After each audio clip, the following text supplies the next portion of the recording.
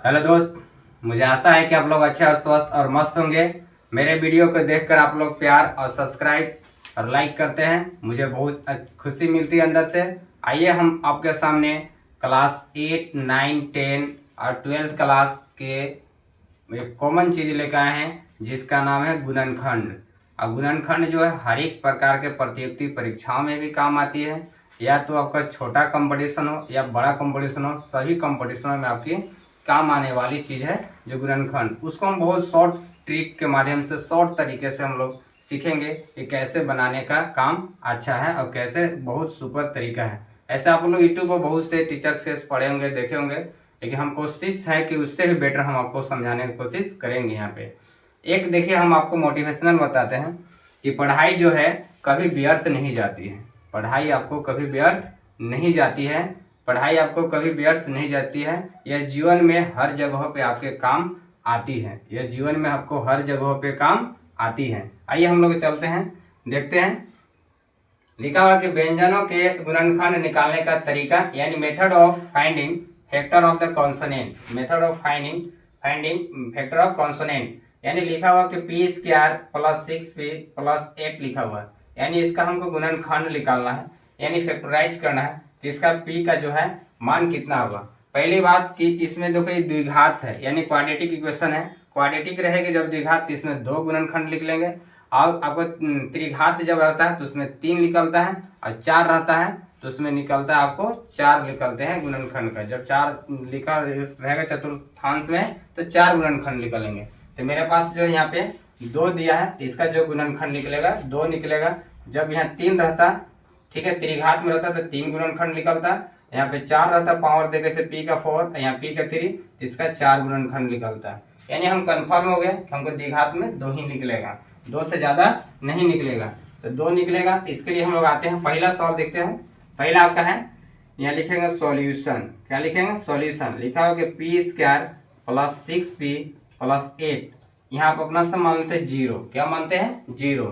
यानी हमको p का गुणनखंड निकालना है। एक शॉर्ट ट्रिक बताते हैं। देखिए, आप इसको फर्स्ट और लास्ट गुना करते हैं, यानी फर्स्ट और लास्ट गुना करेंगे, पी स्क्वायर गुने 8 करते हैं तो 8p स्क्वायर आता है।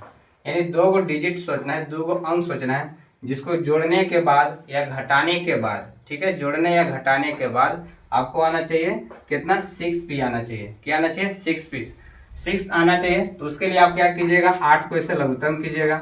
8 को लघुत्तम कीजिएगा तो कितना होगा? 2 और 4 होगा। फिर इसको लघुत्तम कीजिएगा तो कितना होगा? 2 होगा। यानी 2 गुने 2 गुने 2 होगा। ठीक है, 2 गुने 2 गुने 2 होगा। आप यहाँ से भी कर सकते हैं, 2 दुना के 4 हो गया, 2 कर देंगे। 4 गुने 2 जोड़ेंगे तो कितना होगा? 4 गुने 2 करेंगे तो 8, और 2 और 4 जोड़ेंगे कितना होगा? 6। यानी 2 डिजिट हमको पता हो गया कि 2 और 4 होगा। लेकिन इससे भी और शॉर्ट तरीका ई है कि शॉर्ट ट्रिक ई आपका है, इसमें शॉर्ट है कि आप इसको 8 को क्या कीजिए, यानी एलसीएम कर लीजिए, फैक्टराइज कीजिए। 8 को फैक्टराइज कीजिएगा तो 2 गुने 4 करते हैं तो 4 दुना के 8 होता है। 2 गुने 4 करते हैं तो 4 दुना के 8 होता है। तो यानी हमको पता चल जाएगा, 2 ये अंक हमको पता चल गया, 2 को डिजिट, कि 2 और 4 को हम ऐड करेंगे तो 6 होगा, और इन्हें दोनों गुना करेंगे तो मेरे पास कितना होगा? 8 होगा।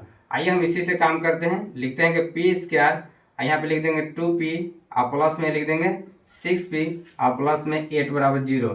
प्रश्न यहाँ उठता है कि आप लोग कहते हैं कि खाली जोड़ेंगे और घटाएंगे नहीं, तो क्योंकि मेरे सवाल में यहाँ दिया हो कि 6p प्लस में है तो हम यहाँ प्लस में लिखेंगे। जब यहाँ माइनस में रहता तो यहाँ माइनस में देते हैं। ठीक है, अब इसमें हम कॉमन निकालेंगे। क्या करेंगे? कॉमन निकालेंगे। 2 अंकों के बीच में कॉमन निकलता है। कॉमन जब भी निकलेगा तब प्लस और माइनस में, गुना और भागा में कॉमन नहीं निकलता है।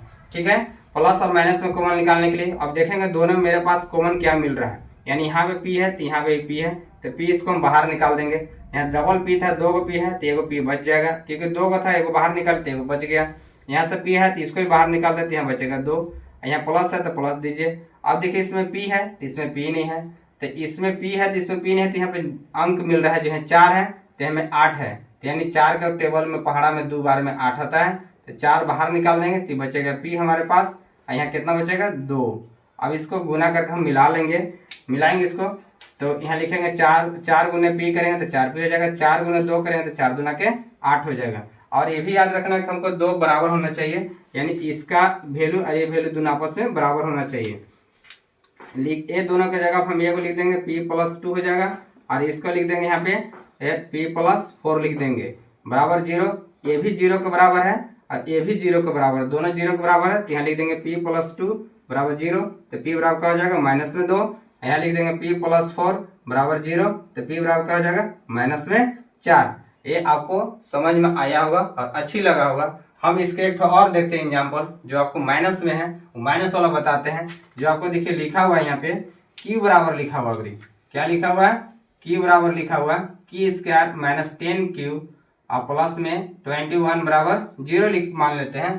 ठीक है, तो इसके बराबर निकालना है, इसका भी सेम वैसे करेंगे हम लोग। 21 के क्या करेंगे, लघुत्तम कर लेंगे यानी एलसीएम करेंगे, तो 3 गुने 7 करते हैं तो 21 आता है, 3 गुने 7 करते हैं तो 21 होता है। और हमको जोड़ने से पता चलेगा 3 और 7 जोड़ेंगे तो 10 हो जाएगा, 3 और 7 जोड़ेंगे तो 10। इसका भी उसी लिखते हैं, यहाँ लिखेंगे q² और माइनस में 3q और माइनस में 7q और यहाँ प्लस में 21 कर देंगे। ठीक है, यानी -3 और -7, -3 और -7 दोनों जोड़ेंगे तो -10 हो जाएगा, 21 के 21 हो जाएगा। सर 21 कैसे हो गया, तो देखिए क्या किए हैं, कुछ नहीं किया, -3q लिख दिए, एकरा में गुना माइनस यहाँ 7q कर दिए, तो ई माइनस गुना होगा तो प्लस हो जाएगा आपका। ठीक है, और 3 गुना 3 7 करेंगे तो 21 हो जाएगा, आई क्यू गुना होगा तो क्या हो जाएगा q² रहेगा। तो यानी प्लस हम लिखते नहीं, सिर्फ q² लिख देते हैं, यानी 21 गुने इतना करते q तो q² आता है। तो मेरे पास ये आया। अब इसके देखिए आगे यहाँ पे लिखेंगे हम लोग q, अब दोनों में कॉमन निकाल लेंगे, यहाँ से यहाँ तक कॉमन निकालेंगे, कॉमन दोनों में क्या मिल रहा है, तो q मिल रहा है, q कॉमन निकाल देंगे तो यहाँ बचेगा q, और यहाँ पे निकल गया कॉमन तो बचेगा 3, और यहाँ माइनस है तो माइनस देंगे। अब देखिए मेरे पास यहाँ q है तो इसमें q नहीं है, तो इसमें 7 है तो इसमें 7 है, मिल रहा है दोनों में, तो 7 बाहर खींचेंगे, यहाँ लिखेंगे q और माइनस में 3 और बराबर में 0। ठीक है, मिला लीजिए दो बार, -7 गुने q करेंगे तो -7 और -7 गुने -3 करेंगे तो प्लस में 21 हो जाएगा। ठीक है, अब ये दोनों के दोनों ये को लिखिएगा q -3 और फिर इसका लिखिएगा q। ठीक है, आई माइनस में 7 बराबर में 0, यहाँ q -3 बराबर 0 करेंगे, q -3 बराबर कितना, ये q -3 है, ये q लिखा हुआ है, q बराबर आप यहाँ लिखेंगे q -7 बराबर 0 और q बराबर क्या हो जाएगा यहाँ पे प्लस में 7 हो जाएगा, क्या हो जाएगा प्लस में 7। ठीक है, इसी तरीके से वीडियो और आपको हर एक प्रकार के क्लास के चाहिए तो मेरा कमेंट में जाके कमेंट कीजिए, और मेरा वीडियो अच्छा लगे तो लाइक और शेयर और सब्सक्राइब कीजिए, और इस वीडियो को आप लोग अगला बना के इसको दीजिएगा। ठीक है, और किसी भी प्रकार के वीडियो चाहिए तो हमें पूरा कमेंट कीजिए और वीडियो को पूरा देख कर जाइएगा। जय हिंद।